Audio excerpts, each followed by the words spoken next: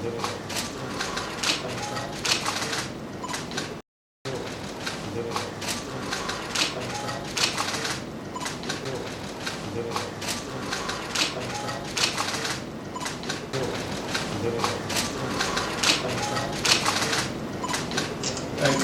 Minute sir, wait sir, थोड़ा सा पीछे सर। गोल हो जाएगा, गोल हो जाएगा, आ जाओ, वाइड एंगल लेना है।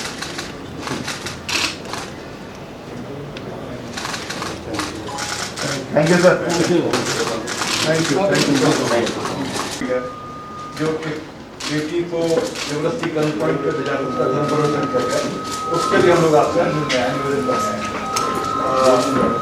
हमारे जत्थेदार अकाल तख्त साहब ने एक चिट्ठी भी लिखी है गवर्नर कश्मीर को, और निवेदन किया कि यूपी और मध्य प्रदेश ऐसा कानून वहाँ पे लाना चाहिए जो लव जिहाद के ऊपर कानून है।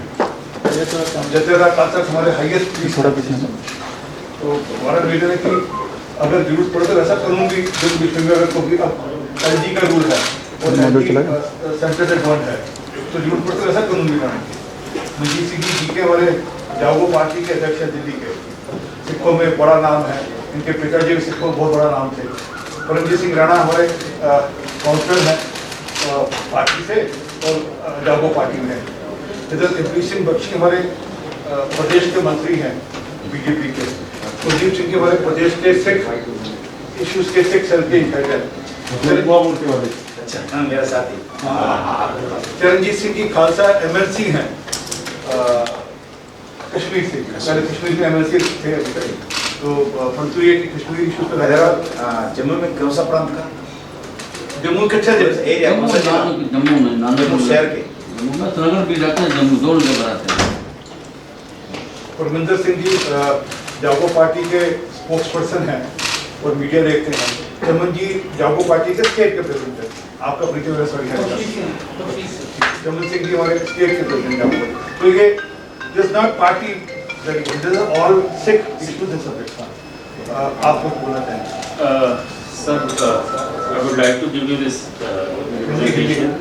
हम ये आपको रिप्रेजेंटेशन देना चाहते हैं, प्राइम मिनिस्टर जी को एड्रेस किया था हमने, और इसमें जो हमारा इशू है इमीडिएट, जिस तरीके से वहाँ पे लड़कियों को अगवा किया जाता है गन पॉइंट और उनको मजबूर किया जाता है, बिकॉज 2 years बैक ऑल्सो 2018 में भी सेम हुआ था।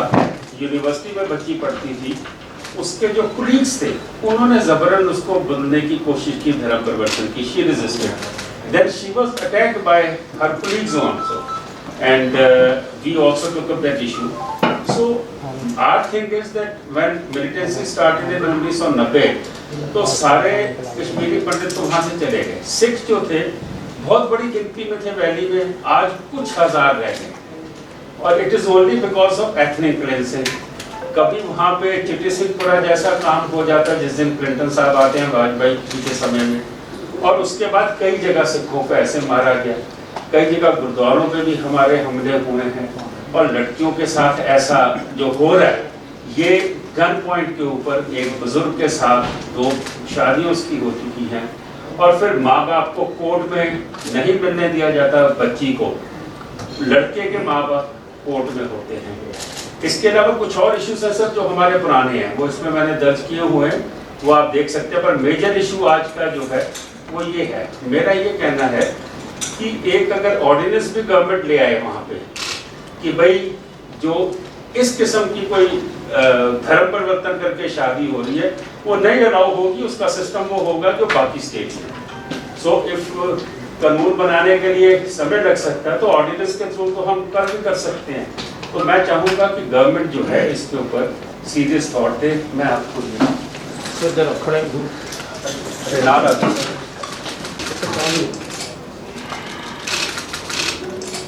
Thank you. मिलकर काम किया काफी, लेकिन जो कश्मीर के 90 के दौर में जब माइग्रेशन हुई तब कुछ सिख परिवार आ गए थे कुछ वक्त भी, लेकिन उनको हमारे कुछ लोगों ने समझा कर कहा कि हमें जगह नहीं बदलनी चाहिए, तो वो लोग वापस चले गए, कुछ जम्मू में आ गए।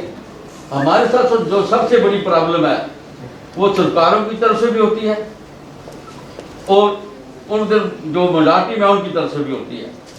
अगर हम बिजनेस करते हैं वो बाईकाट करते हैं कि सिखों की दुकान से कुछ सामान नहीं लेना है। इकोनॉमिकली जब हमें होगा तो नौकरी नहीं मिलेगी। पिछले दिनों में एक आर्डिनेंस जारी हुआ कि जो कश्मीरी पंडित हमारे भाई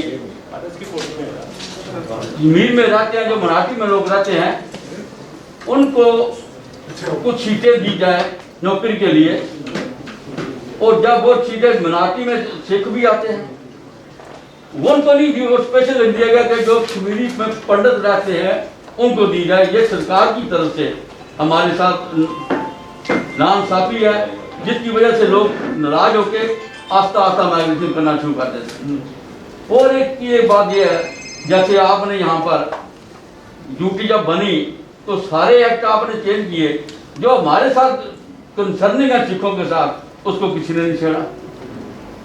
हमारे साथ हमेशा जो भी इंसाफ जो जस्टिस है वो नहीं होता।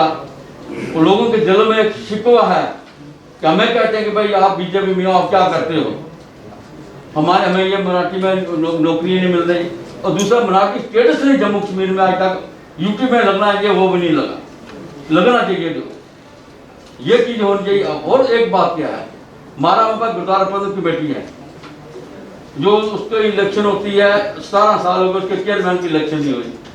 जब हमने कहा इलेक्शन गवर्नर साहब को मिले कुछ वक्त थे, उन्होंने कहा जी कि ठीक है, इधर से अकाली दल वाले आते हैं, वो होम मिनिस्टर जी को मिलते हैं, वो उसको 3 महीने एक्सटेंशन दे देते हैं। वो 3 महीने एक्सटेंशन को साल से भी ज़्यादा हो गया, अभी तक वो चल रहे हैं।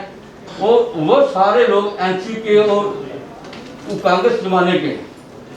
हम कहते हैं कि जो अच्छे लोग हैं उनको होना चाहिए, जो दिल्ली जैसा एक्ट है, दिल्ली एक्ट गुजरात में वहाँ पर लागू होना चाहिए, क्योंकि वहाँ पर जो एक्ट है वो दूसरी किस्म का एक्ट है।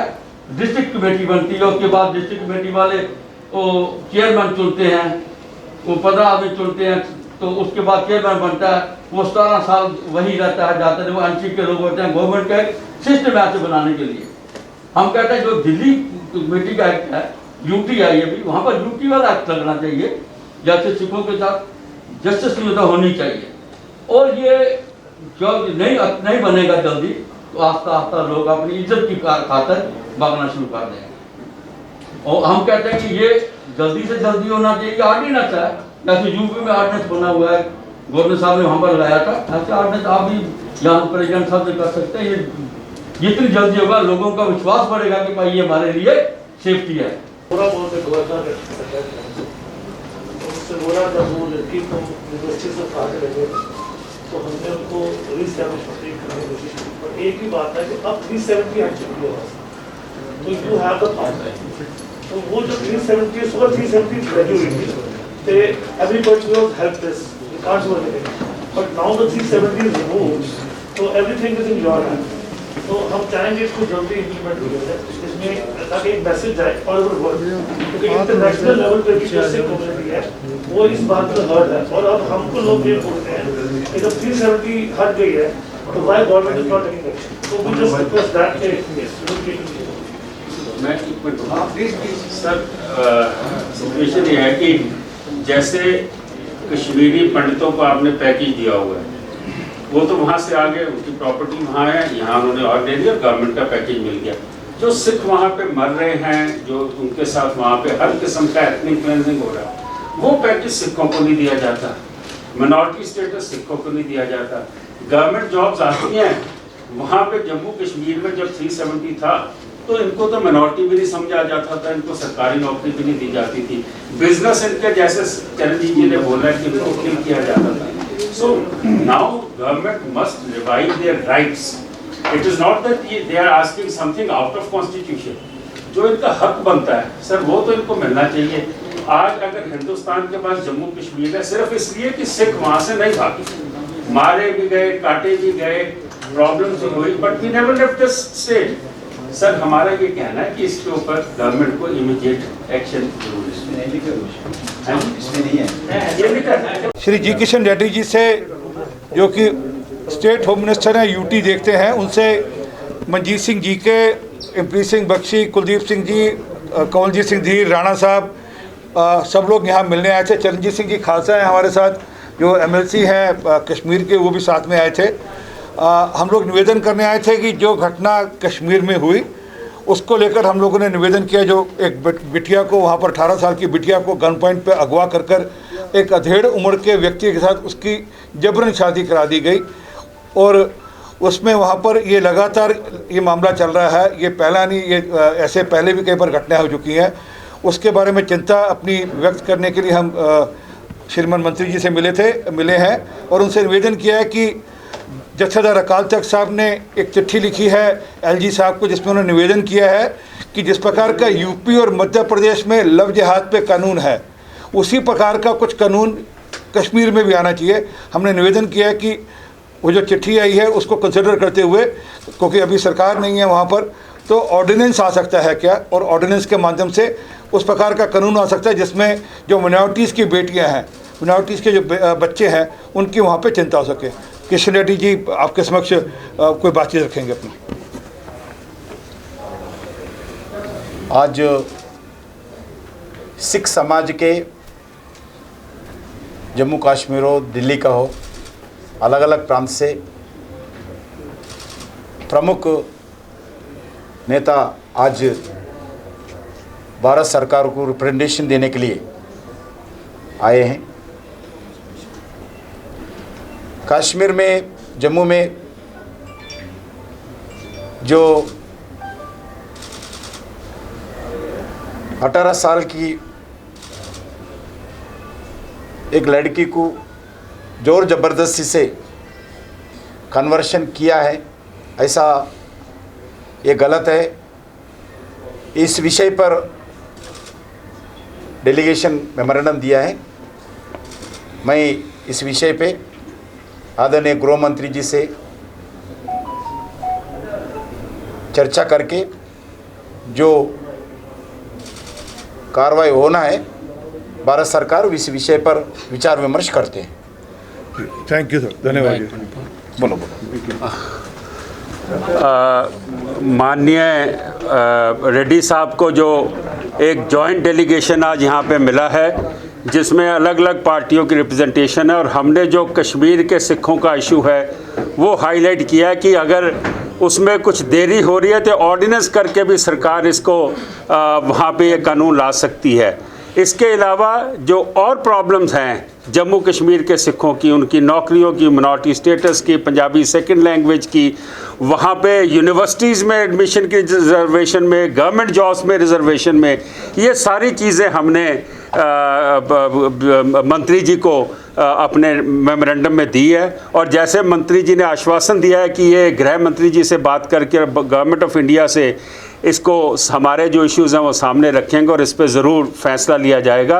हम थैंक्स करते हैं मंत्री जी का कि जिन्होंने समय दिया और एक जॉइंट डेलीगेशन के जो भी इश्यूज़ हैं हमारे इन्होंने सुने। Thank you. Thank you sir. ठीक है साहब, आज मुलाकात करिए, क्या आश्वासन उनकी तरफ से दे रहे हैं पंजाब में?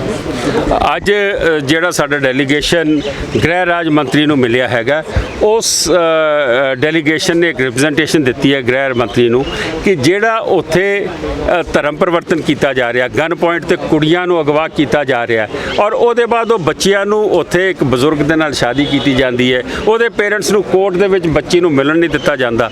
ਅਸੀਂ ਉਹਦੇ ਲਈ ਰਿਪਰੈਜ਼ੈਂਟੇਸ਼ਨ ਦਿੱਤੀ ਹੈ, ਲੇਕਿਨ ਅਸੀਂ ਆਖਿਆ ਕਿ ਤੁਹਾਡਾ ਐਕਟ ਬਣਨ ਨੂੰ ਤਾਂ ਟਾਈਮ ਲੱਗੇਗਾ, ਤੁਸੀਂ ਆਰਡੀਨੈਂਸ ਬਣਾਓ। ਆਰਡੀਨੈਂਸ ਕੀ ਬਣਾਓ?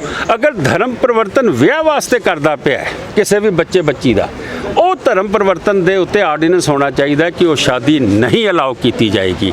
ਔਰ ਸਾਡੀ ਇਹ ਮੰਗ ਹੈ ਕਿ ਇਸ ਤੋਂ ਇਲਾਵਾ ਸਾਡੇ ਕਈ ਹੋਰ ਇਸ਼ੂਜ਼ ਨੇ। ਪੰਜਾਬੀ ਸੈਕੰਡ ਲੈਂਗੁਏਜ ਹੈ, ਜਿਹੜਾ ਪੈਕੇਜ ਤੁਸੀਂ ਕਸ਼ਮੀਰੀ ਪੰਡਤਾਂ ਨੂੰ ਦਿੱਤਾ, ਜਿਹੜਾ ਉੱਥੋਂ ਵਿਸਥਾਪਿਤ ਹੋ ਚੁੱਕੇ ਨੇ, ਸਿੱਖਾਂ ਨੂੰ ਕਿਉਂ ਨਹੀਂ ਦਿੱਤਾ? ਸਿੱਖਾਂ ਨੇ ਗੋਲੀਆਂ ਖਾਧੀਆਂ, ਬੁੱਚਰ ਵਾਂਗਰ ਮਾਰੇ ਗਏ, ਉੱਥੇ ਗੁਰਦੁਆਰਿਆਂ ਤੇ ਹਮਲੇ ਹੋਏ, ਬੱਚੀਆਂ ਸਾਡੀਆਂ ਚੁੱਕੀਆਂ ਜਾ ਰਹੀਆਂ ਨੇ, ਤੁਸੀਂ ਉਹ ਪੈਕੇਜ ਸਾਨੂੰ ਕਿਉਂ ਨਹੀਂ ਦਿੱਤਾ? ਇਸ ਤੋਂ ਇਲਾਵਾ ਸਰਕਾਰੀ ਨੌਕਰੀਆਂ ਔਰ ਐਡਮਿਸ਼ਨਸ ਕਾਲਜ ਦੀਆਂ ਉਹਦੇ 'ਚ ਰਿਜ਼ਰਵੇਸ਼ਨ ਕਿਉਂ ਨਹੀਂ ਦਿੰਦੇ ਪਏ ਤੁਸੀਂ? ਸਾਨੂੰ ਜੀ ਰੈਡੀ ਜੀ ਨੇ ਜਿਹੜੀ ਆਸ਼ਵਾਸਨ ਦਿੱਤਾ ਹੈ ਕਿ ਜਿਹੜੇ ਵੀ ਮਸਲੇ ਅਸੀਂ ਉਹਨਾਂ ਦੇ ਅੱਗੇ ਲਿਆਏ ਹਾਂ, ਹੋਮ ਮਿਨਿਸਟਰ ਸਾਹਿਬ ਨਾਲ ਗੱਲ ਕਰਕੇ, ਸਰਕਾਰ ਨਾਲ ਗੱਲ ਕਰਕੇ ਇਮੀਡੀਏਟਲੀ ਇਸ 'ਤੇ ਐਕਸ਼ਨ ਲਿੱਤਾ ਜਾਏਗਾ। ਔਰ ਜਿਹੜੀ ਆਰਡੀਨੈਂਸ ਦੀ ਗੱਲ ਕੀਤੀ ਹੈ ਉਸ ਦੇ ਉੱਤੇ ਵੀ ਉਹਨਾਂ ਦਾ ਪੋਜ਼ਿਟਿਵ ਮੈਨੂੰ ਰੁਖ ਨਜ਼ਰ ਆਇਆ।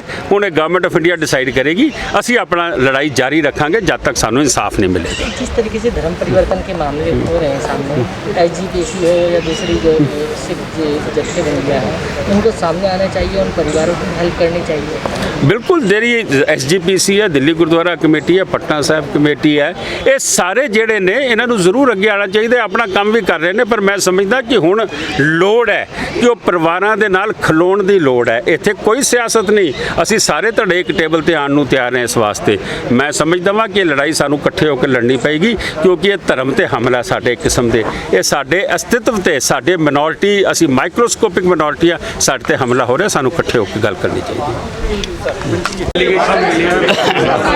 मैं जो डेलीगेशन के लिए था, मुझे आरपी सिंह जी का फ़ोन किया था कि भाई अभी आ जाओ, क्योंकि मैं कश्मीर में रिप्रेजेंट करता रहा।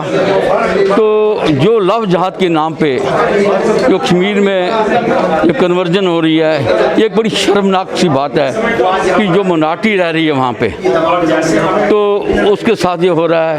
तो उसको गवर्नमेंट को चाहिए, जो सेंट्रल गवर्नमेंट है, इसको जल्दी से जल्दी जो लव जहाद का अनलॉफुल कन्वर्शन ऑफ रिलीजन है उसको लागू करना चाहिए, और ऑर्डिनेंस लगा के लागू होने से ये रुकेगी, और इसको सख्ती से रोकना चाहिए।